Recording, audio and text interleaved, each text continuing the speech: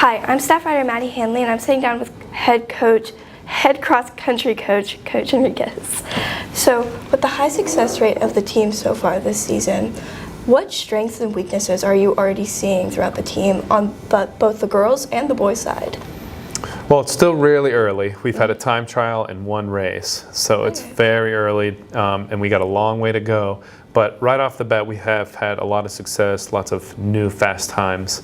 Our strengths right now are aerobic fitness. Our runners aren't really getting winded. We haven't done a lot of our speed workouts and a lot of our faster stuff that we reserve for the end of the season when we want to be our fastest, but we have a really, really good aerobic base. So that's our strength. Our weaknesses, is probably our sleep that we're getting. We have morning practice right now to avoid the afternoon heat, and we try to ask our runners to let us know about how much sleep they're getting, and every once in a while we're a little concerned with how much rest we get. With that, how do you have the students balance their home life, their school life, their cross-country life, and on top of that, work that kids are doing as teenagers? That is a true challenge because most of our athletes are extremely successful in the academic setting as well. So they are dual enrollment, they have a lot of AP classes, there's a lot of class work to be done with all of our athletics. And I only see them for an hour and a half to 2 hours a day. I don't see them all day. So a lot of that rest and managing what they need to do is on their plate. I can only preach at practice about what things are going to cater to the success of our team. The rest is carried out by them. So when I was mentioning about sleep, never will I be there and saying it's bedtime and it's time to wake up. That's really all on them. Okay. So you've seen a lot of their strengths, or some of their strengths and weaknesses since it's so early. How are you going to improve upon the strengths that they have and better the weaknesses that are there? Well, as you mentioned, sleep, so you can't really, but... Well, a couple things. They've been working really since the start of summer. As soon as school lets out, we have dead week where we can't meet, and then they have summer conditioning, pretty much from Monday through Saturday, all summer long. And so that's where that aerobic base comes in. We have a very dedicated group that was pretty much there all summer. So that's kind of what has catered to us being so successful right now. How we're going to improve on sleep, we normally switch to afternoons around October, but we're probably going to pump the brakes as long as possible.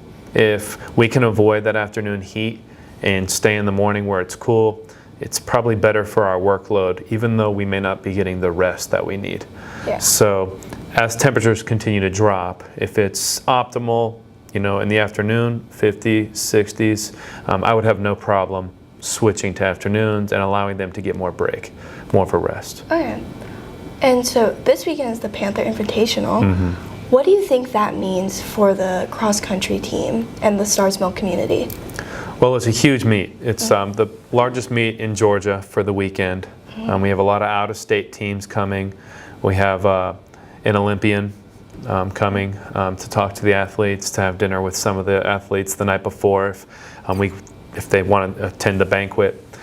So first off, it's just a massive meet. It's a really good way for our team to host a big meet, to be a part of it, but it's also the course that they run at sectionals, the state qualifying meet. So it's kind of a way for us to see it before we have to run on it to qualify for state.